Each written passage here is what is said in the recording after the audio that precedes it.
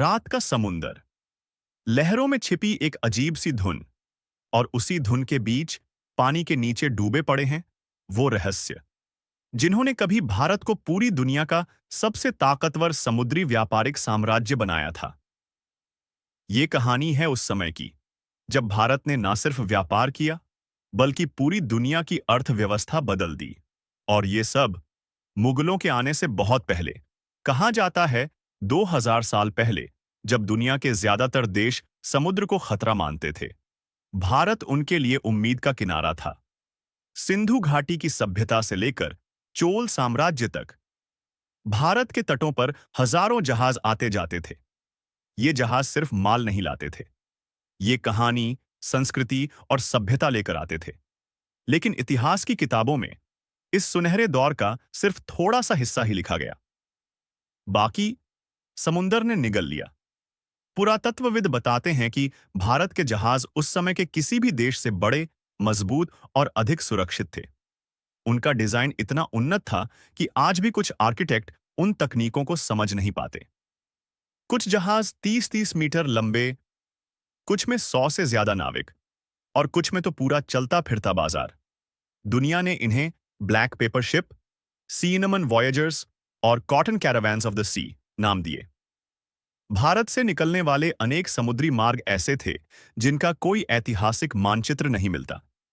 लेकिन रोम, मेसोपोटामिया, मिस्र, Indonesia, Cambodia और अफ्रीका की जमीन पर भारतीय मसालों, भारतीय मोतियों और भारतीय कपड़ों के अवशेष मिलते हैं। इसका मतलब भारत के पास गुप्त समुद्री रास्ते थे, शायद ऐसे मार्ग जिन पर सिर्फ भारतीय नाविक ही चल पाते थे।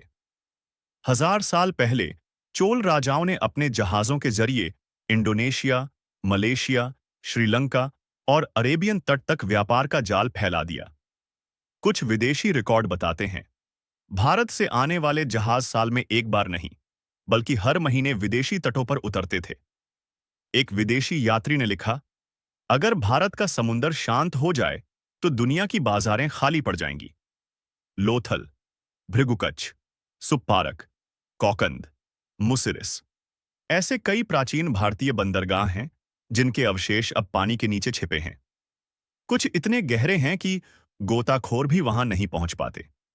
कहा जाता है ये बंदरगाह सिर्फ व्यापार के लिए नहीं थे, ये गुप्त समुद्री ज्ञान के केंद्र थे, जहां मौसम, तारों और समुद्री संकेतों की रहस्यमयी शिक्षा दी जाती थी। काली मिर्च, इलायची, दालचीनी, चावल, महीन सूती कपड़ा, आयुर्वेदिक औषधियां, सोना, मोती और कीमती पत्थर, ये सब इतना लोकप्रिय था कि विदेशी साम्राज्य इसे पाने के लिए युद्ध तक कर बैठते थे। कुछ इतिहासकार कहते हैं रोमन साम्राज्य का आधा खजाना भारत के हाथों चला जाता था। इतनी बड़ी समुद्री ताकत आखिर कैसे खत्म हुई? इसका जवाब आज भी एक रहस्य है। कुछ कहते हैं प्राकृतिक आपदाएं, कुछ कहते हैं विदेशी आक्रमण, और कुछ कहते हैं भारत का समुद्री ज्ञान कभी किसी किताब में लिखा ही नहीं गया, यह पीढ़ी दर पीढ़ी मौखिक रूप से सिखाया जाता था। जब वह परंपरा टूटी, ज्ञान खो गया, लेकिन समुंदर आज भी अपने सीने में वो सब दबाए बैठा है। जहाज, बंदरगाह, खजाने और भारत की वो चमक जो दुनिया की आंखें चकाचौंध कर देती थीं। लहरें आज भी वही हैं, किनारे आज भी वही हैं, बस कहानियां खो गई हैं। कौन जाने, किसी दिन किसी गोताखोर के कैमरे में फिर से दिख जाए एक प्राचीन भारतीय जहाज, और इतिहास का वो खोया हुआ अध्याय फिर से सांस लेने लगे।